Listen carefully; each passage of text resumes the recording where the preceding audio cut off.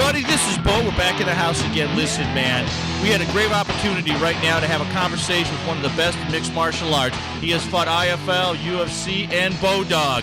His name is Chris Wilson. How you doing, Chris? Doing great, Bo. Thanks for having me on, bud. Hey, no problem, man. What have you been up to these days? Well, just training hard, man. I got a big fight coming up. It's a huge opportunity for me. Training real hard, focusing on my conditioning, and I'm ready to get in there. I'm excited about this. You've done a pretty good job at the Bodog. If I'm reading everything right, man, you're doing real good. Yeah. I've won my last few fights, against tough guys, and I've won them convincingly. And I'm feeling pretty good. My career is going well. I feel like I'm on an upswing, and I'm ready to go out there and show that I'm competitive against the best. Absolutely. And now, who are you going against, and what are kind of things you're doing to prepare for this fight?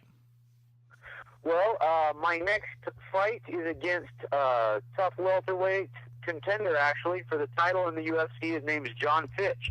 And, I'm really focused on my conditioning and just being prepared to take the fight to him everywhere. The main thing for me is to just focus, visualize, and try to perform well. That's really what it's all about. Lots of times people go out in their first fight and they get some jitters or whatever. But I feel like I'm pretty prepared to deal with that, and I'm ready to go out there and perform. Now, what are kind of things that you know that he does that you're going to sort of counter when you get a chance to do it? Because you're more of a striker than a grappler. Is that correct? Yeah, that is correct. And on the flip side, he's more of a grappler than a striker. Captain of Purdue wrestling team. They love to say that whenever he fights, and there's a lot of merit to that. So I think he's going to come out and press, and he's going to try to take the fight to his comfort zone, and that's him getting the takedown and being on top and controlling. And I'm looking to keep it standing. It's a matter of who's able to impose more. But I feel like training with the team that I train with, Team Quest here, we've got world and Olympic caliber wrestlers. So I feel like I'm prepared for whatever he may bring. I don't feel like I'm gonna be behind anywhere. So And it's nice too is that you're going to be under a terrific card that day. There's a lot going on in the UFC, and that card looks stacked, man. I love Henderson, man. I really do. I wish he would have beaten Rampage because I just like Henderson a little more than Rampage carrying those chains. Yeah, that was a good fight, but I think that it's just Dan. Sometimes I don't know. I don't know what he was feeling for that fight. I wish he would have won it too, but Dan is looking tremendous for this fight coming up now. I spent 2 weeks with him up in Big Bear training at Elevation. He's looking like an animal. I mean, just unbelievable, really. I think he's going to take this fight, and it's going to be a good night for us. Absolutely. And how's everything going in the UFC? Are they treating you real well now? Well, this is my first fight for him, so I just signed on with them, and so far everything's been rolling real smoothly, real professional, and I'm happy with the direction things are going. That's good, man. You had a lot of success in the IFL, then you went to Bodog, had lots of success, and now at UFC. It's a lot of people are following your career. You may not know it, but you probably have seen it. It's either on the page views or the callers that people call in. I mean, Don Hall was like, man, you've talked to Chris Wilson. He's on a card under Henderson. I said, absolutely, man. We'll get him back on for you. But it's got to be kind of nice to see the popularity of yourself growing as you keep moving out to different branches of mixed martial arts. It is. It's real nice. It's a great feeling to have people finally taking notice of my career. I'm not famous, and it's not all about fame. But I mean, I'm not famous in the sense that unless you follow the sport, you may not know who I am because I haven't been on world televised fights and stuff. But just because I don't have the notoriety doesn't mean I don't have the skills, and I'm ready to go out there and prove that. So it is kind of nice to finally get a little bit of airtime and get a little bit of respect.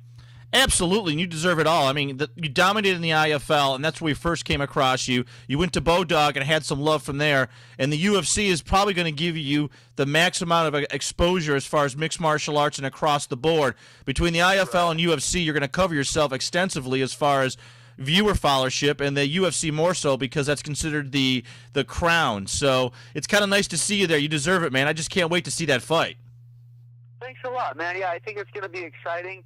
I plan to bring it to him. Nobody really thinks, much of me. I think unless you're my friends or you've been following my career and you know my style and stuff. But I mean, like, you look at the betting odds and they're just totally lopsided. So, and that honestly, it takes a little bit of pressure off of me. But I always put pressure on myself to perform. So. It's going to be a good fight. I plan to take it to him and open some people's eyes. Well, you should take it as a compliment because if they're putting their money on Fitch to win the fight, they're hedging the fact that everybody's going to lose money because you're going to win. Las Vegas, you just got to read between the lines, and if they're betting heavily, the line's heavily against you, that means it's in your favor and that they want to. So as the line gets closer, you may see it switch depending on how many people are betting. But if they keep moving to Fitch and less on you, the money should be on you. It really should be. Gotcha. Well, I'm not sure of how people are actually betting. I think that the line is just opened kind of lopsided. I don't know. I haven't really followed them since they opened, but they opened kind of lopsided. That's all I meant. So. Oh yeah. Whoever makes the odds. Yeah, whoever's on the opposite side of that chain. We usually do that in football, where we have fun picking on the pundits, the guys who have 5-6 interns working for them, because we look at the betting lines. We're like, dude, there's no way, man.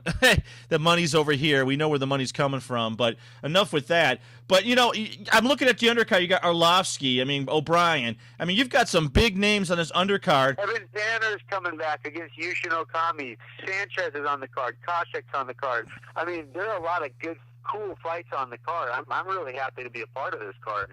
It's kind of a historic event. I mean, Anderson Silva against Dan Henderson. That's history. That's an epic battle right there. That's going to be awesome. I'm excited to be on this card. Oh, dude, it's like it's just the talk of the town because of Anderson Silva as far as the visual of joining different groups together, which we all knew it was going to come down to it. A lot of people wanted to see the unification and the changes so there wouldn't be so many different fighting leagues. They still can have separation, but they're going to have co-champions, and it's going to be fat. It's going to be awesome to see this stuff going on.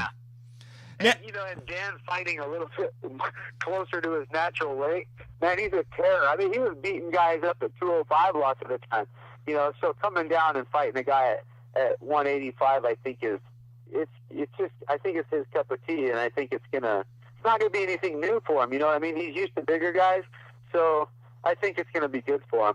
Well, oh heck yeah, we saw when Randy Couture was cutting weight to fight Chuck Liddell. It went in his favor the first match, and the next two, it was just too much weight. His natural body weight is his natural body weight. You have to learn how to adjust to what is your ideal weight to fight at. Right. There's McGurvin in the IFL. He's a pretty big guy. He looks like Opie Taylor. We always joke with him on air. But his natural body weight's like 185, and he's very comfortable in that. And that's what you got to do, is that as wrestlers, as you know, they're always worried about cutting weight. But when you cut too much weight, it affects you at the end of the match. I mean, where's your energy going to come from? Where someone like you, where your natural weight is, I mean, you got you listed as 170. That's your natural weight, so you're probably going to be. I cut a little bit of weight, but I don't cut as much as a lot of the welterweights. You got a lot of welterweights walking around at 195, 190. I don't get that. I don't get that big. I'm usually around 85. I taper my diet, get to 80, 78, and then just cut that. So I don't really feel a huge drain from weight cutting in my fights. But on the flip side, I give up a little bit of size. So it is what it is. Yeah, now you got a little colorful nickname here. I'm not sure if we went into it last time. It's called the Professor. Talk a little bit about that. Yeah, it kind of stuck. I mean, I'm not the kind of person to choose my own nickname. So, some people that I work with gave me that nickname, and it stuck. And, yeah, I'm okay with it. It's, I'm kind of a cerebral, analytical guy anyway, so I guess it fits. Now, when you're training yourself,